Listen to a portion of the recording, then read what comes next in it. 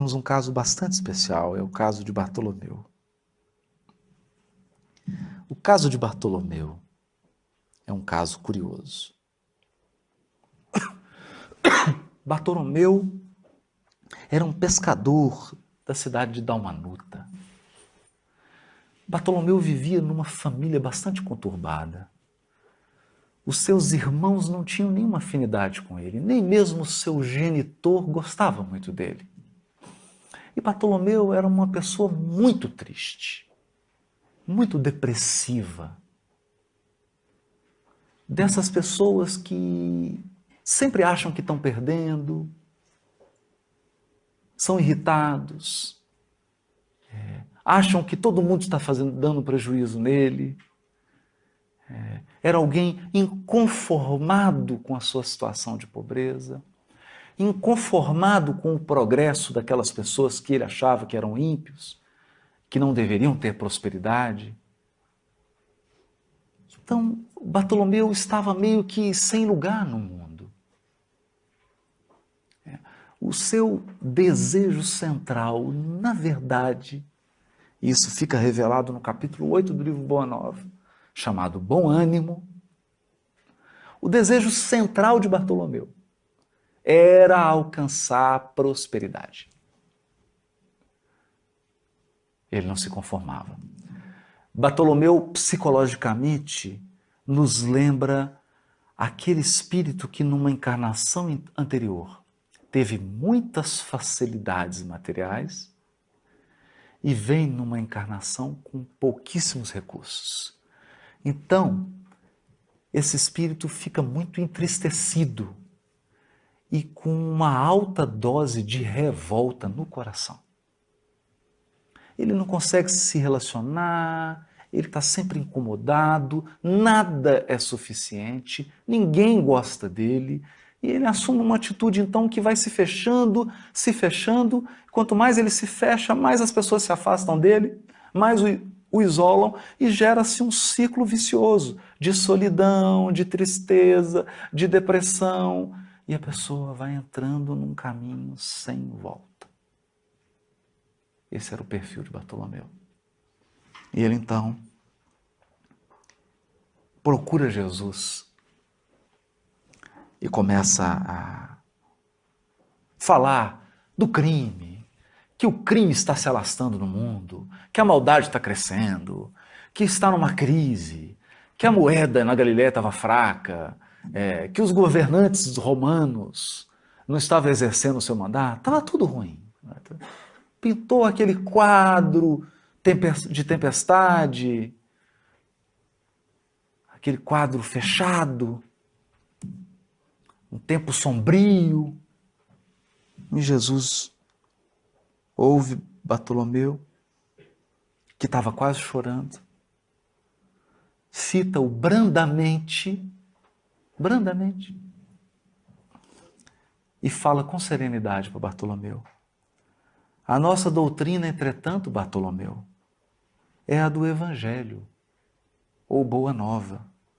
E já viste, Bartolomeu, uma boa notícia não produzir alegria?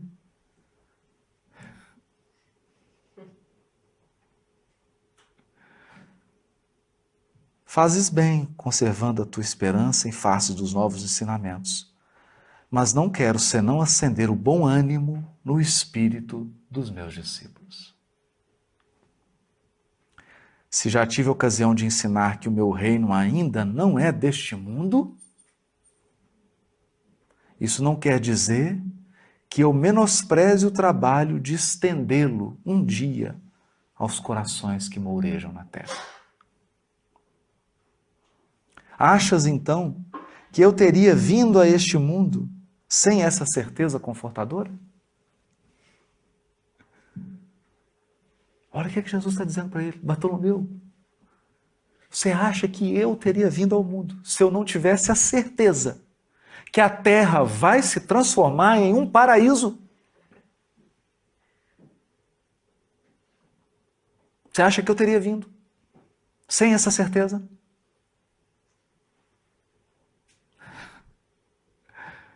E ele fica. O Evangelho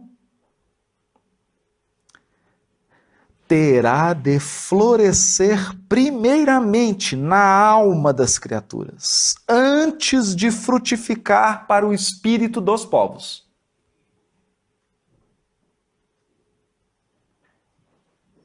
E é incrível porque hoje nós vemos espíritas que estão como Bartolomeu. Porque estamos vivendo a transição planetária. Então está cheio de espírita Bartolomeu, deprimido, triste, achando que vai acabar tudo, meu Deus. Perdeu o controle.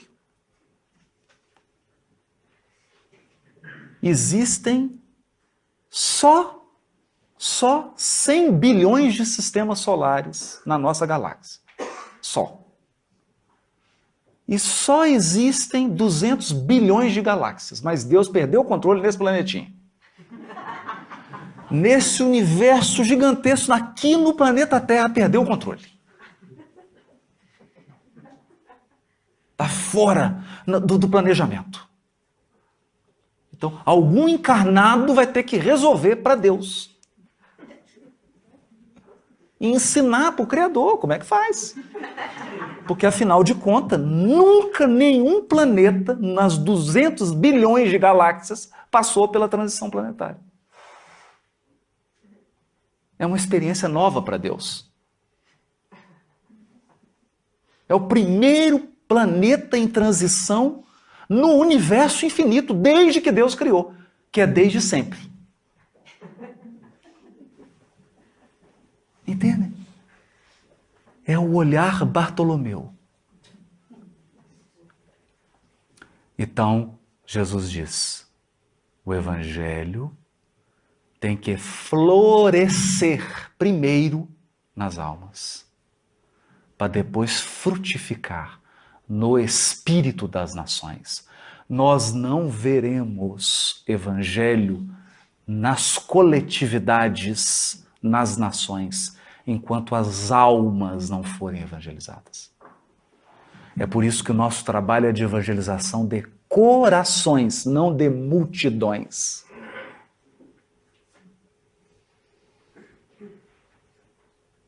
Nós não evangelizamos países, evangelizamos almas, a começar pela nossa. Só frutifica no exterior depois que florescer dentro. Dentro. Então, é simplesmente espírito de sequência da natureza. Não dá para querer já colher o fruto se nem mesmo as flores desabrocharam. E enquanto houver um ser humano na Terra gritando com alguém dentro de casa, não tem mundo ditoso. Não tem reino dos céus na Terra.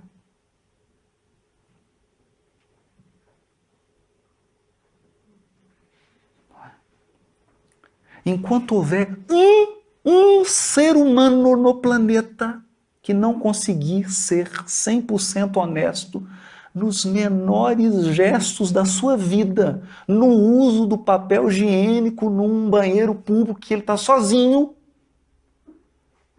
não tem reino dos céus.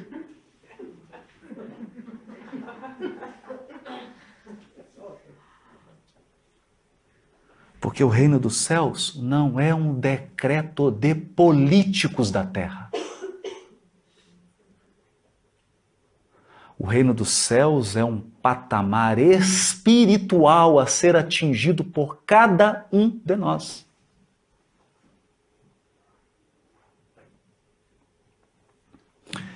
Bartolomeu ficou assustado, né? Ficou bem assustado.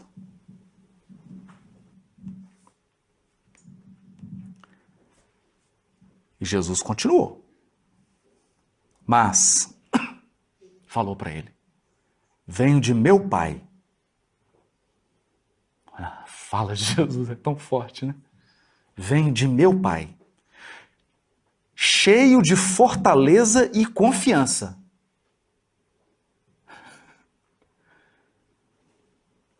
E a minha mensagem terá de proporcionar grande júbilo a quantos a receberem de coração.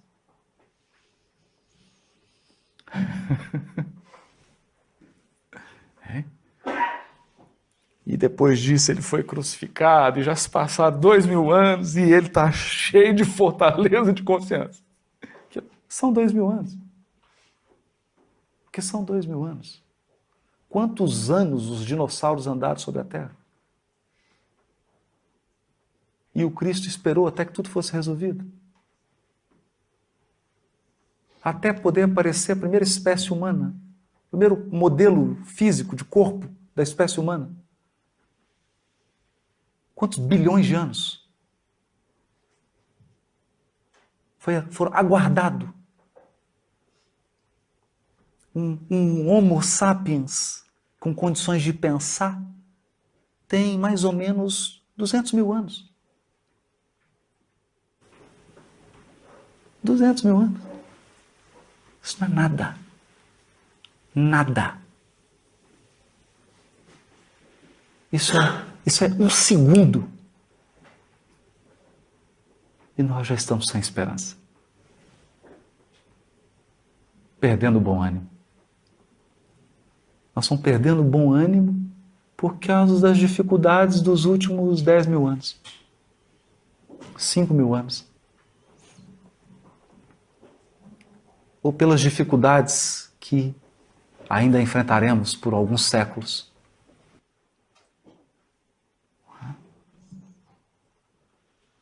A vida terrestre, continuou Jesus, é uma estrada prodigiosa que conduz aos braços amorosos de Deus. Olha, o trabalho é a marcha, a luta comum é a caminhada de cada dia. Os instantes deliciosos da manhã e as horas noturnas de serenidade são os pontos de repouso. Mas ouve-me bem, na atividade ou no descanso físico, a oportunidade de 1 hora, de um leve aceno, de uma palavra humilde, é o convite de nosso Pai para que semeemos as suas bênçãos sacrossantas. Em vista dessas razões, observamos que os viajantes da terra estão sempre desalentados. Na obcecação de sua vontade própria, ferem a fronte nas pedras da estrada, cerram os ouvidos à realidade espiritual, vedam os olhos com a sombra da rebeldia e passam em lágrimas, em desesperadas imprecações e amargurados gemidos, sem enxergarem a fonte cristalina, a estrela carinhosa do céu, o perfume da flor, a palavra de um amigo, a claridade das experiências que Deus espalhou para a sua jornada em todos os pontos do caminho. Olha, como se Jesus estivesse dizendo, Bartolomeu, é preciso aprender uma nova matemática. Uma nova matemática. A habilidade de somar dádivas. Nós esquecemos isso. Nós só sabemos somar dificuldades. Nós não conseguimos somar dádivas. Você pode fazer uma lista.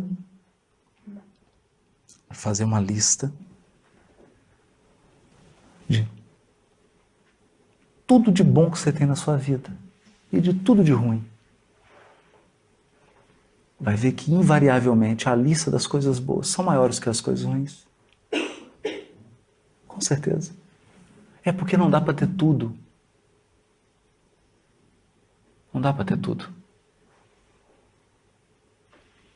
Então nós temos que nos desfazer de certas expectativas pueris.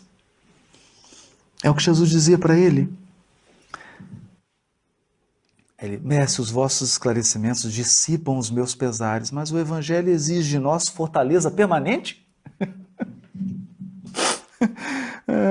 Jesus falou para ele assim, a verdade não exige, transforma.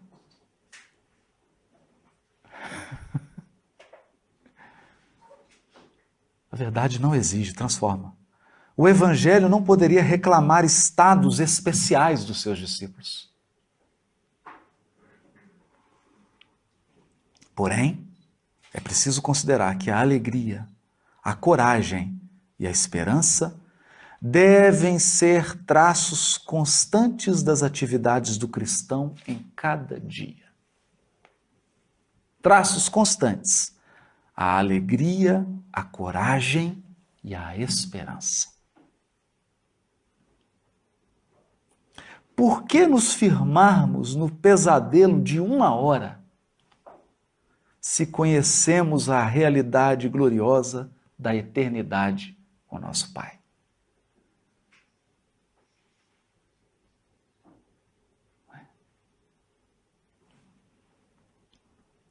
Aí ele se abre. Já estava no meio da conversa. Olha que incrível. Até aqui Jesus estava cavando o poço. Estava entrando na intimidade de Bartolomeu. Estava entrando na... Aqui ele se abre. Aí ele fala qual que é o desejo central dele. O que de fato está incomodando ele. Não é a moeda, não é o câmbio, não é a presidenta, o primeiro-ministro. Não é isso. Ele vai falar o que está incomodando ele. E quando os negócios do mundo nos são adversos? E quando tudo parece lutar contra nós? Entende? Oh, Jesus, por que eu não consigo alcançar a prosperidade financeira na minha pescaria? Falou o desejo central. O desejo central dele era de prosperidade material. Como ele não alcançava a prosperidade material, nada valia.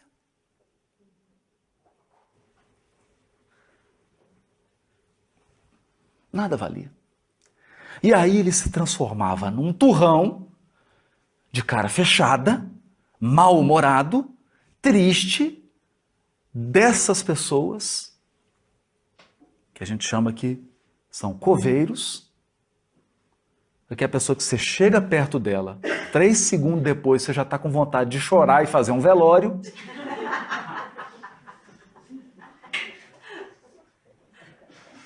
E as pessoas se afastavam dele, ou o tratavam com agressividade, e ele achava estranho.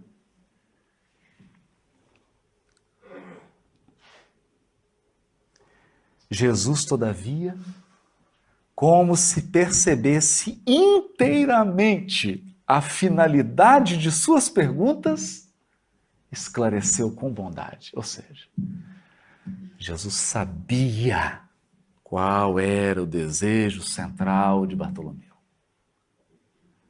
O que estava adoecendo o espírito dele? Adoecendo o espírito de Bartolomeu e fazendo com que ele quase estivesse perdendo a sua encarnação. Porque quando nós falamos em Jesus, médico das almas, é para dizer o seguinte: uma doença da alma pode fazer você perder a sua presente existência. E eu não estou falando de perder fisicamente. Pode perder a oportunidade atual desta encarnação. E aí Jesus responde para ele: Bartolomeu, qual o melhor negócio do mundo? Vender diamante, Swarovski, petróleo, queijo, vaca suíça, relógio. Será a aventura que se efetua a peso de ouro? Olha que interessante. Será a aventura. Que interessante isso. Que se efetua a peso de ouro, muita vez amordaçando o coração e a consciência, para aumentar as preocupações da vida material, ou a iluminação definitiva da alma para Deus, que se realiza, essa iluminação, olha aqui, isso aqui é importante. Iluminação definitiva da alma para Deus, que se realiza tão só pela boa vontade do homem, que deseja marchar para o seu amor por entre as luzes do caminho. Basta que a gente se encha de boa vontade para com o Criador e Ele vai nos conduzir nesse processo de iluminação. Não tem nenhuma mágica, é simples. E porque é simples, é a coisa mais difícil do mundo. Porque as coisas mais difíceis do mundo são as mais simples. Não será a adversidade nos negócios do mundo. Olha o que Jesus está dizendo para ele agora. Está falando para o espírito dele. No caso específico do Bartolomeu. Vocês estão vendo que nós estamos trabalhando... Madalena era uma coisa. A questão de Madalena era energia sexual, amor, carência afetiva. Aqui o caso é outro. O caso é outro. Agora, qual que é o meu, qual que é o seu? Cada um tem que pensar com calma depois em casa, depois da palestra. Não será a adversidade nos negócios do mundo um convite amigo para a criatura semear com mais amor?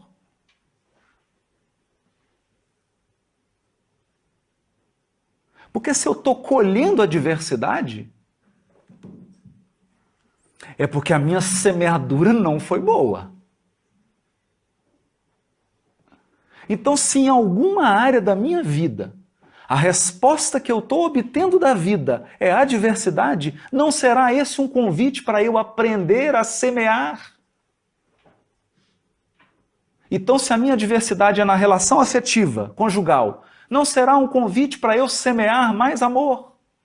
Para eu aprender a amar? Sair dessa postura do carente chorão e passar a amar, aprender a semear amor. Olha o que Jesus está dizendo para ele. Um apelo indireto que o arranque às ilusões da terra para as verdades do reino de Deus.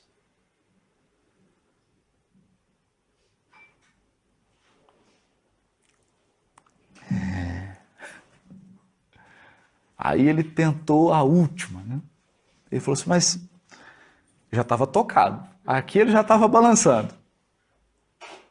Ele pergunta para Jesus, mestre, e não será justificável a tristeza quando perdemos um ente amado? Aí Jesus disse para ele, mas quem estará perdido se Deus é o Pai de todos nós?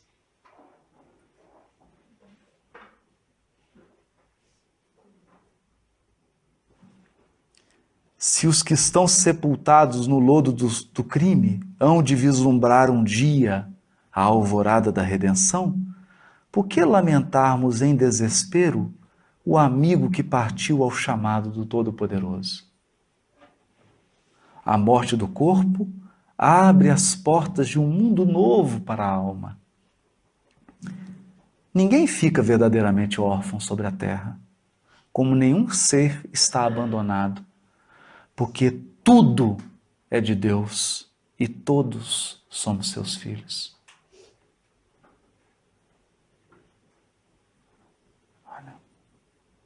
Eis porque todo discípulo do Evangelho tem de ser um semeador de paz e de alegria. De paz e de alegria. Jesus entrou em silêncio, como se houvesse terminado a sua exposição. Acabou. Estava curado, Bartolomeu. Ele foi para casa, quando abriu a porta da sua casa, já logo recebeu aquele xingo do pai, os irmãos começaram a xingar e todo mundo já sabia. Porque os relacionamentos são como xadrez. É simples. Sempre tem aquela pessoa, basta ela falar 2 palavras, você já está gritando com ela. E ela já sabe quais são as palavras. Porque os relacionamentos estabelecem uma dinâmica. Então, quando ele chegou, o pai falou aquelas palavras, Bartolomeu, tranquilo. Aí o pai falou, e agora, que peça que eu mexo? Não sei irritá-lo mais. Aí os irmãos falaram alguma coisa, ele não disse nada. Criticaram, falaram que ele era preguiçoso, ficava só conversando fiado com Jesus, em vez de cuidar da pescaria, entende? Entendem? Porque ele estava naquele circuito. Ele também estava vibrando naquilo. Agora ele saiu. Estava fora. Ficou tranquilo. Acordou no outro dia, cumprimentou. Sorrindo. Bom dia. O pessoal falou, esse homem está doente. Eu não estou acostumado. Estou acostumado com ele triste, cara fechada. Né? Aquele sol. Ele falando, ai, vida difícil. Né? Aquele sol imenso. O tempo falou que vai chover, né? Vai nevar. Né? Ele deu bom dia, cumprimentou. Saiu cedinho.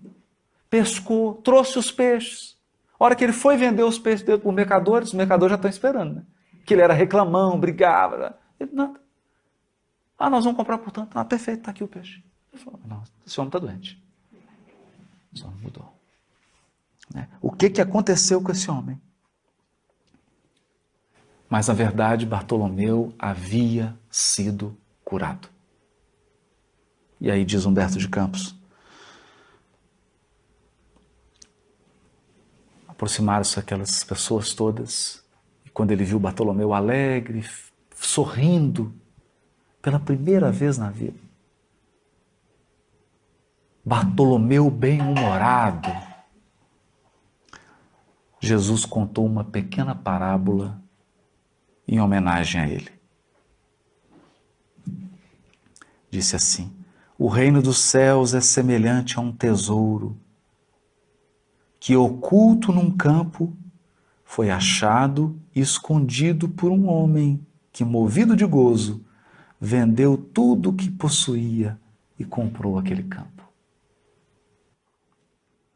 Nesse instante, o olhar do mestre pousou sobre Bartolomeu, que o contemplava, embevecido. A luz branda de seus olhos generosos penetrou fundo no íntimo do apóstolo. Olha o magnetismo do Cristo, pela ternura que evidenciava.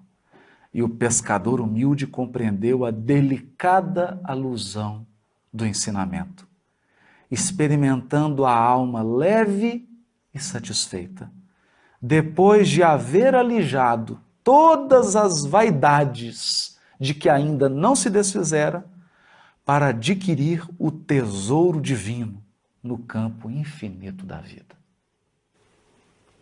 Era mais uma cura de mais um apóstolo através dessa ação transformadora do Cristo. Eu vou citar só duas. Tem várias outras, tem com Simão Pedro, tem com Tiago, tem com Tadeu, tem com vários que procuraram o Cristo, vários apresentando processos mórbidos do espírito. Porque as doenças físicas não são tão difíceis assim, afinal de contas, todos vão ficar sem doença no dia que a gente desencarnar. Acaba todas as doenças físicas. Mas há processos insidiosos que se instalam na alma. Revolta, cobiça, indisciplina, falta de gratidão, ressentimento, ódio, incompreensão. São processos que instalam no espírito e provocam um conjunto de ações. E essas ações estabelecem vínculos espirituais. E por vezes nós gastamos várias existências para poder reparar esses vínculos que foram gerados por conta de um desejo central, mal conduzido. Um desejo central que nos dominou, quando na verdade nós devemos ser os senhores dos nossos desejos. É por isso que Quando falamos em Evangelho à luz do Espiritismo, nós não estamos falando de um processo convencional religioso. Nós estamos falando de um profundo processo de cura do espírito imortal. Um processo de cura eficiente que pode resolver em alguns anos o que dezenas de existências não foram capazes de resolver. Porque só encarnar não resolve nossos problemas. Só voltar à vida física não é a equação definitiva. Se não houver um processo de renovação, de restauração, de renascimento interior à luz do Evangelho, fica difícil restabelecer a cura do nosso espírito e voltar para casa. Voltar para casa. Afinal de contas, estar num corpo de carne não é o nosso natural. Nós somos espíritos. O mundo espiritual é o nosso lar. A vida espiritual é a nossa vida verdadeira e genuína. Então, que as vibrações do Cristo, através das suas palavras e dos seus ensinos, possam nos alcançar e fazer por nós o que fizeram com todos esses espíritos que encontraram Jesus. E não digamos que não temos o Cristo diante de nós, porque Ele está presente através das vibrações do seu poderosíssimo amor e do seu poderosíssimo pensamento e, sobretudo, pelas palavras grafadas no seu Evangelho e agora nos ensinos do Consolador prometido. Muito obrigado pela atenção de todos.